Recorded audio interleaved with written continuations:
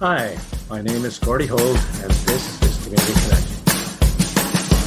Each of us have stories that help us understand each other and help to bring our community closer together. I have been very fortunate to have met many interesting people who've had a positive, profound impact on our community and far beyond. People who've had incredible life experiences and fascinating stories. Community Connections is about these people and about their stories. I'm sure you'll enjoy meeting these amazing people as much as I have. Thank you. Please enjoy. Welcome to Community Connections. Today's guest is the remarkable Marc Burchell. Now, Marc has had a profound, positive impact on our community. He's contributed in so many ways, both here and in our country. He is as an entrepreneur, as an active citizen participating in political processes and in our democracy, and is the consummate volunteer in so many ways. And we'll touch on some of that today, but in particular, we'll talk about the Canadian Walk for Veterans that he's been so instrumental in bringing to the forefront. Welcome, Marc. Thank you for being our guest today. Well, thank you, Gordy, and it's really good to be here with you. So can you talk a little bit about your being born? I think you're born in Vancouver and Burnaby, and the process in your entrepreneurship and how we were blessed getting you into our community. Well, actually, I was born in Vancouver General Hospital, one of the few that seem, whenever I talk to people, everybody seems to be from somewhere else. So yeah, I guess that's fairly unique.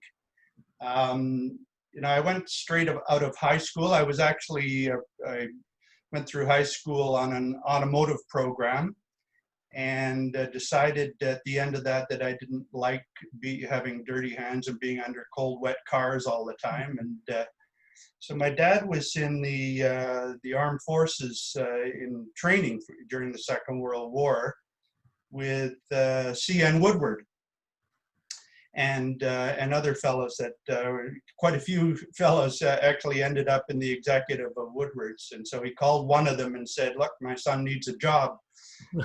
So I was 18 at the time, and I got a job in the stationary stockroom at the Oak Ridge store, and started working there. And I could see, so I thought, this is a good company. I'd like to build my career here.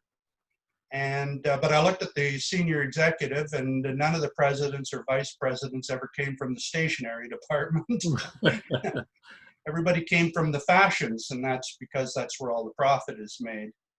And so I knew I had to, if I wanted to be an executive in Woodward's, I had to somehow get over to the fashion division. And so I gradually worked my way over through some favors by department manager, getting me into the ladies' accessories department in the downtown store, where I became an assistant manager. And once I was on the main floor of the Vancouver store, I was under the scrutiny of all the executives walked in the door where my department happened to be.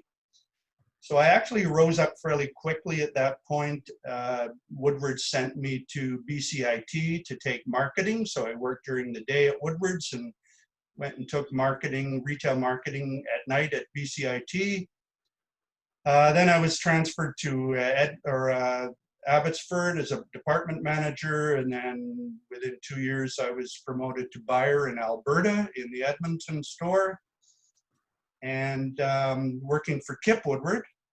And that was in 1982 when everybody was doing very badly during the very big recession. And I was lucky. I had a number of things, just opportunities fall in my lap. And so at a time when everybody's business was down 20%, mine was up 20%. And so when Kip Woodward got promoted, I took his place as divisional merchandise manager. And then the first job they gave me was to wind down or give a proposal to wind down the Alberta buying operation and centralize in BC. So I did that very quickly so I could get the heck out of Edmonton. Understood.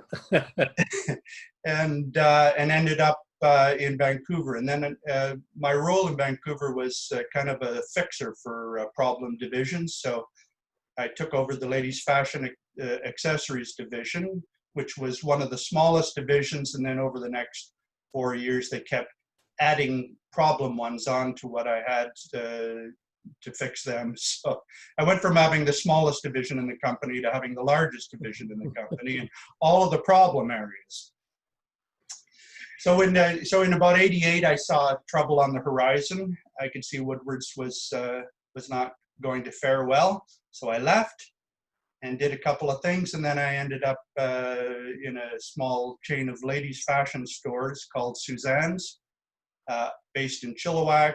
It was I joined the previous vice president of fashions for Woodward's and went out to Chilliwack and helped him build the company to 52 stores across Western Canada, and became a partner in the company. And that was my retail career. I've had a few since then, but but that was the retail portion. That was a remarkable quick rise, obviously. You were very successful. I ran an $80 million division in Woodward's at the age of 30. Wow. That's very impressive. Very impressive. And you did some work with some shoe companies as well, didn't you?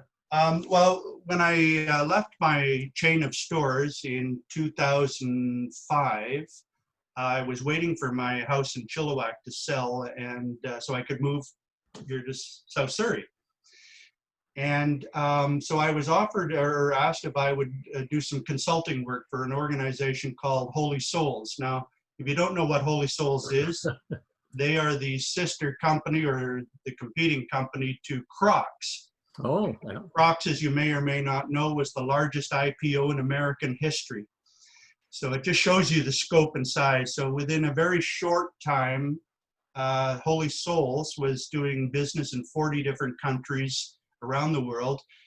We were named as Profit Magazine as the fastest growing company in Canada 2 years in a row. We went from, when I joined them, 350,000 annual volume. Within 2 years, we were doing 18 million. So yes, it was like being on a roller coaster with no brakes. Like, yeah. And then you came to our community, to this community, and been a great contributor here. I think you were on the a city committee for economic development, was it? That's right. I joined the actually when I left Holy Souls, I wondered what I was going to do with myself, and there was an ad in the paper looking for volunteers for the economic development committee for the city of White Rock. So I sent in my letter of application and got a call from Catherine Ferguson, who was the mayor at the time, and ended up on the economic development committee for White Rock. Yes, and you've been volunteering on a number of boards ever since that, and certainly you became president of Equitas. And can you talk a little bit about the Canadian Walk for Veterans and how your leadership and how you've changed that? But most importantly, I think I want our listeners and watchers to know about the role that veterans have had and the challenges they faced over the past number of years, and the active support that Equitas and the Walk for Veterans has taken in trying to change the direction and the support that they're given. You bet. Well, it really starts with in 2006 the pension plan, the Pension Act for veterans was replaced with the new Veteran Charter. And what it did is it replaced pensions with a lump sum payment that fell far short of what the compensation that disabled veterans would have received if they had remained on the Pension Act. And it was unanimously voted in favor of by Parliament at the time. And I think that the parliamentarians of the time probably thought that it was a good thing. But in a very short order, it was discovered that it wasn't a good thing, and there was significant shortfall in the compensation for disabled soldiers. And that was discovered by a fellow by the name of Jim Scott, who lives right here in White Rock. He's actually one of the owners of Flair Airlines. Yeah. And he discovered, with your help, that his son, who had been injured in Afghanistan, was being compensated for his injuries significantly lower than if he'd stepped on a banana peel in a grocery store, for example.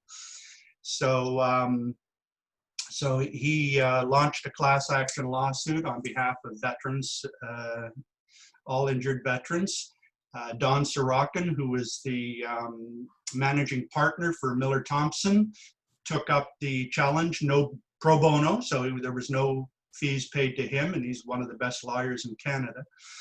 And Equita Society was formed to fund the disbursement costs. So all of the things that weren't legal costs, so photocopying, court fees, that kind of stuff, Equita Society paid for. So it was really a fundraising and advocacy arm. And so it went all the way through. It won in the Supreme Court of BC. The government appealed. The case was lost during the appeal. So we took it to, when I was president, we took it to the Supreme Court of Canada, and they didn't allow us to pursue it, and they don't have to give reasons why, so we don't know why they didn't. But we do know that with the appeals court, they said, look, we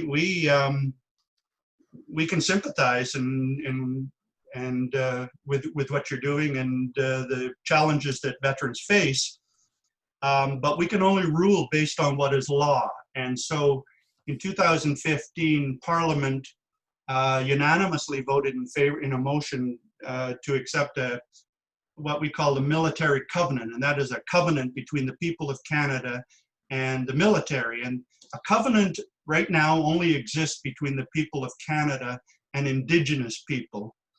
And what it is it's recognition that they have a very unique and different relationship with the people of Canada. So, so we felt that due to the nature of the job that veterans also have a very unique relationship, because they're the only members of society that we ask to lay down their lives in duty and service to Canada. So they warrant a very unique relationship and treatment with by government. So Parliament unanimously voted in favor of that, but they didn't make it law. So the appeals court said that we can only based on what is law. So if the parliamentarians truly believe what they said, then they should legislate it into law. So Equita Society continues to advocate for that. The society has just sent out letters to all of the different parties asking them to endorse a military covenant between the people of Canada and veterans. And but what happened was so now the Walk for Veterans.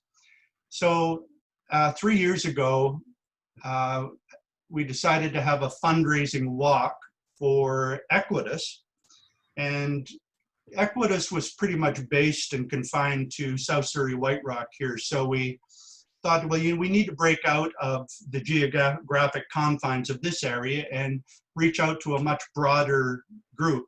So we held the walk at Central Park, and it was very successful. We had far exceeded our plans. We had about 150 people show up to the walk, got a lot of media coverage. All the national and local TV stations and radio stations were there covering it. And what it became very apparent to me that this was an opportunity, because as much as Equitas is fighting for the rights through court action and advocacy, during my period with Equitas as president, I discovered that most people think of veterans as aged from the Second World War, the Korean War, the First World War, and they only think about them on Remembrance Day to pay tribute to those who have fallen. But what a lot of Canadians don't realize is that we still have a lot of veterans, that the current generation of veterans we have are from actually the longest war Canada has ever been involved in, which is the Afghan War. And they come back from that war facing all kinds of challenges and transitioning back into civilian life. They all suffer some form of PTSD because of the horrible things that they're exposed to when they're over there. So my vision for the Walk for Veterans came to be more of a recognition of the contribution they make to Canada, to draw to Canadian citizens' attention that we still have a new generation of veterans, and that why don't we thank them while they're still among us rather than waiting until they've departed and celebrate and paying tribute on Remembrance Day. So, so with the help of a team of veterans, local veterans, we reached out across the country, ended up with volunteers in 7 different cities, from all the way from Victoria to St. John's. So we were coast to coast. So the second year, 2018, we had 7 walks across the country, which Equita Society underwrote, but the walk funds itself, and then the proceeds are donated to other veteran organizations that provide care and support to veterans and first responders. And the reason I throw first responders in there is because a lot of the organizations that work with veterans to help them with the tools they need for PTSD, they also work with first responders who suffer many of the same challenges. So last year we moved it up a notch. So we went to 10 cities, and we financed this all through. Equita Society agreed that it has a different mission than the Canadian Walk for Veterans, and so therefore it allowed us to break off and form a new society called One Veteran Society.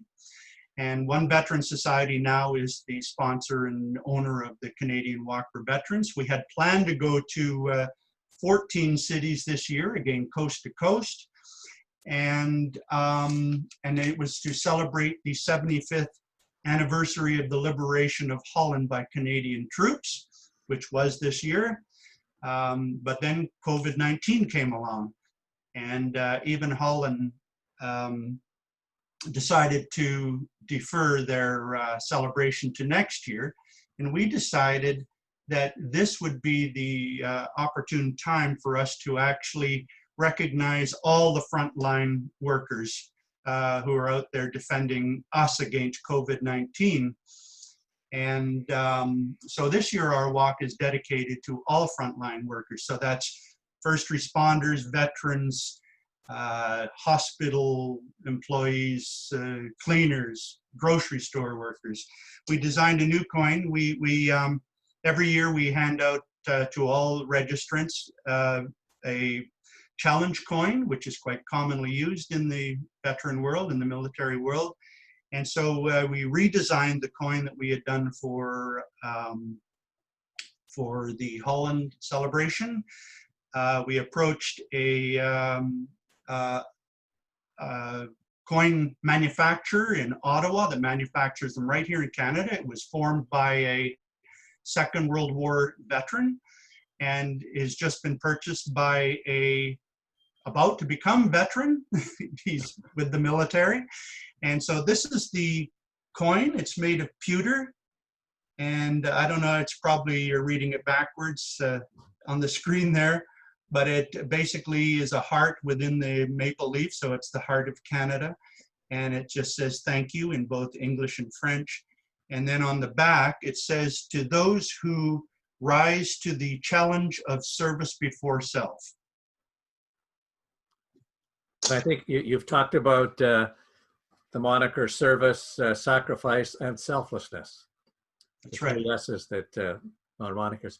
Two of the things that stand out as you go through this story is that so often, as you point out, people don't recognize that a lot of our veterans are younger people at this point. And I remember at one of the first Equitas meetings that we had 4 veterans who looked like they were 17 or 18, one in a wheelchair, one with one was on crutches, and a mother got up at the podium and said that her son was with, I believe it was the one with that was in the wheelchair, said my son was with him when the explosive went off. And she said that her son was killed. Yeah. And she said that in some ways she's grateful that he had died because of the way that our country was treating them. And I think that's so powerful a statement in terms of what we stand for as Canadians and what that means. And I think of being able to respond to that in a positive way. And then your comment that in some instances, those people who slip on a banana peel in a grocery store get a larger compensation than our veterans do. And I think that's not something which reflects the values that Canadians have. And I think you've articulated that so well, but there are lots of stories like that. Unfortunately, there's far more stories than I'm even comfortable talking about. We hear about it all the time, and you know, it pretty much, you know, there are, and don't get me wrong, there's lots of veterans that are treated very well and happy with the way they're treated, but it depends on their unique circumstances. So one of our representative plaintiffs was a major and lost both of his legs, Major Marc Campbell. And as Marc points out, you know, the things that they don't compensate you for are things like, you know, he can no longer stand on a ladder and change a light bulb in his house, something simple like that. You know, others have these, it was only up until recently that they recognized PTSD as a hidden, you know, it's a wound you can't see on the surface.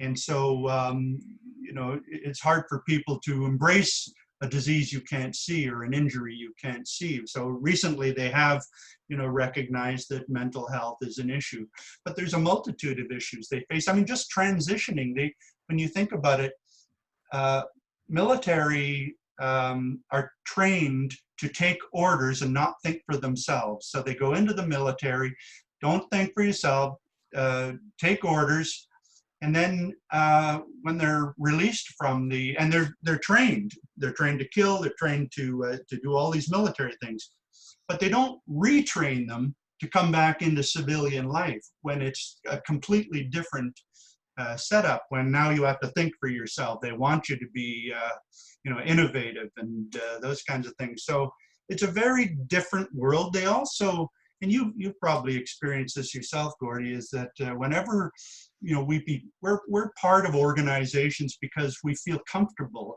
in amongst our peers, and you know, when you leave a company, you're leaving a family, and in my case, I've left a few companies, and you feel a little bit like you're free floating in space. And when they leave the military, they're leaving the camaraderie that they have with their friends, or the, you know, the people they battle with, and they look out for each other and in a multitude of ways. So the Canadian Walk for Veterans serves that a little bit too. It gives them now something to belong to. And the society we formed, One Veteran Society, the reason we called it that is because it gives an opportunity for all the variety, and there's hundreds of different veteran organizations out there, all focused on different things that, you know, for the needs of veterans. But what this does is it allows them to play a place where they can maintain their autonomy with their mission that they're on, but it gives them a place to come together with other veterans and be part of a big movement. And that movement is not a protest, it's a celebration of their contribution to Canada. And as part of that, we bring in first responders and a lot of the other people that face, in many cases, those thankless jobs, where they're exposed to the underbelly of the things in life that we don't want to see. They protect us not only from a security point of view, but they protect us from having to see the horrible things that would affect us and our mental health if they weren't doing it on our behalf. They're remarkable stories that are told, and so often it's putting a face to those that makes a big difference. And certainly the moniker service, sacrifice, and selflessness, and the One Veteran Society, I think, at that and bringing that sense of collegiality is so important as you've outlined that.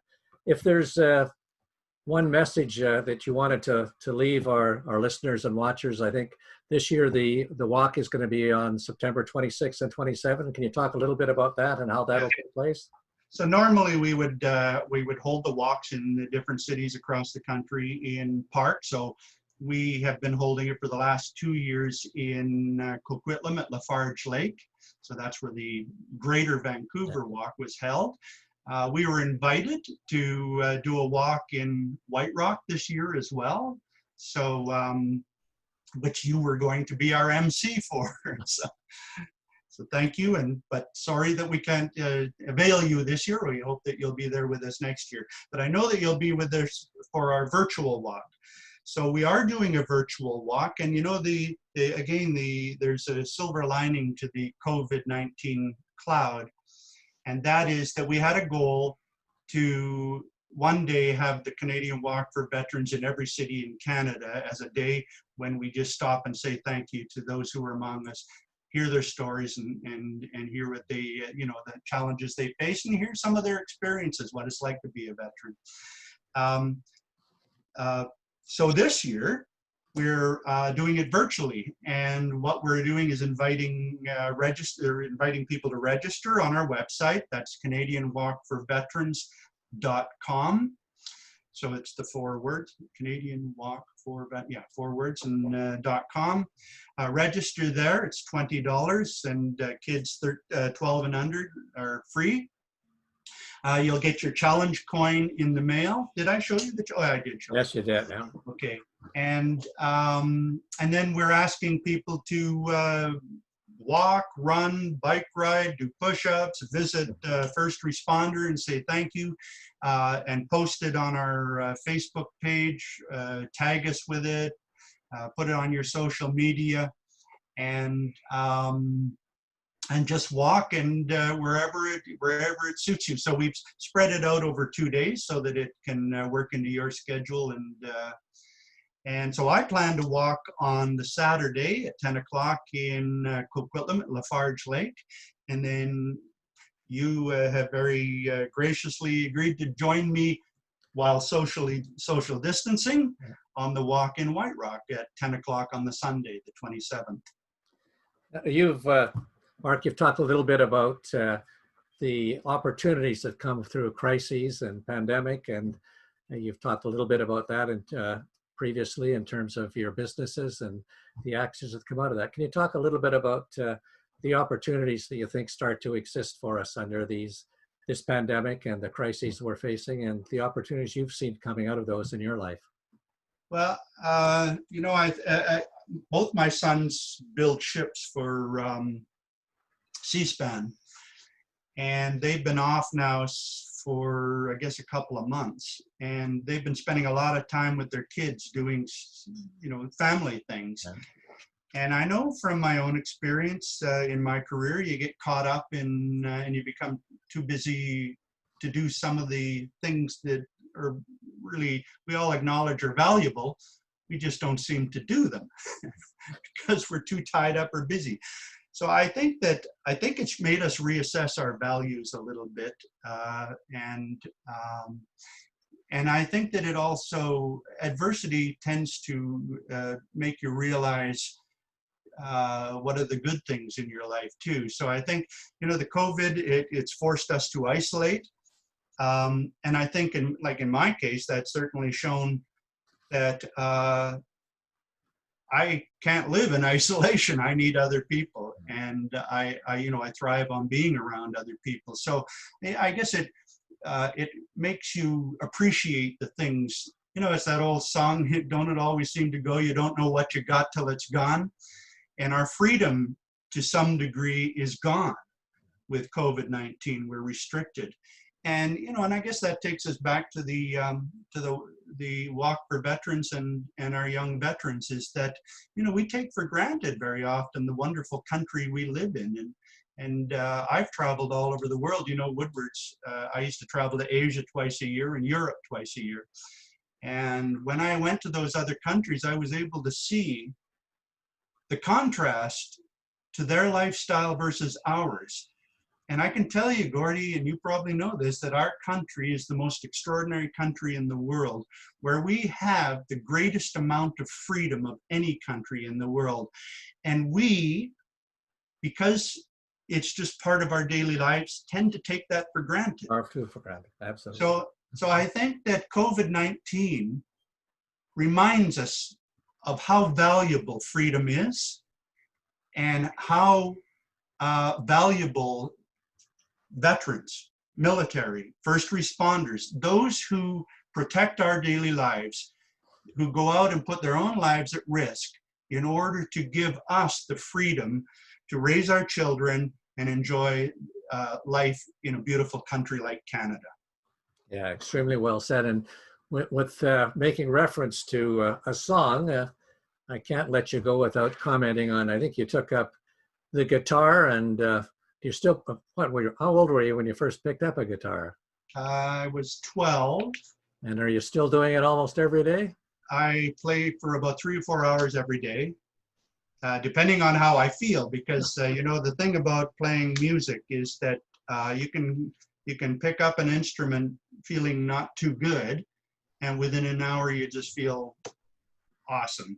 Yeah. So yeah, I started playing 12-string guitar when I was 13 years old, because when my sister and her boyfriend and I formed a little band and they needed a 12-string guitar, so I was chosen to, and I'm glad, because you know, if you can play 12-string guitar, you can play the others pretty easy. So Yeah, that's remarkable.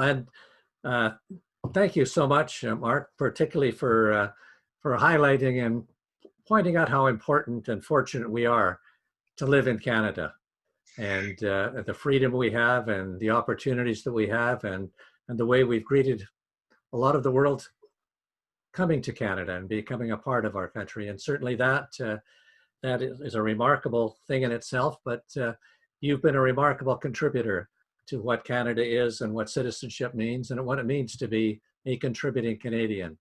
So thank you so very much for all that you've done for our community, and most importantly for our country, and having that understanding, that value base, and being able to reflect that in the many contributions you've made is incredible. And certainly, we're certainly grateful to have you as one of those citizens who stands up and makes a difference in our community. Thank you so very much. well, thank you, Gordy, and I really appreciate you having this platform for recognizing people in the community, because there's a lot of great work being done at all levels. I watched Ramona Kaplan's interview with you, and you know, there's some wonderful work being done by CARP, but there's wonderful work being done by sources and individuals throughout the community. So I've lived in smaller communities before, and there's always lots of things that the community does. But White Rock, South Surrey is quite extraordinary with the amount of involvement the community has. So I really feel very blessed, and actually that's why I chose this area to live. When I left my chain of stores, our head office was in Chilliwack. My largest volume store was in Semi-Ammo Mall, so I spent a lot of time here, and I decided, you know what, in the best place in the world, like Canada, the best place in Canada, in my opinion, is White Rock, South Surrey. I agree. Thank you so much, Marc. It's been a delight talking with you. Okay, thank you. Thank you. That brings this Community Connections to an end. So please remember the messages that Marc gave us. Let's keep connecting. Let's keep supporting each other and being positive, contributing people to the best part of the best country in the world. Thank you. Thank you for joining us today on Community Connections. Please tune in to our next show as more amazing people share their wonderful stories.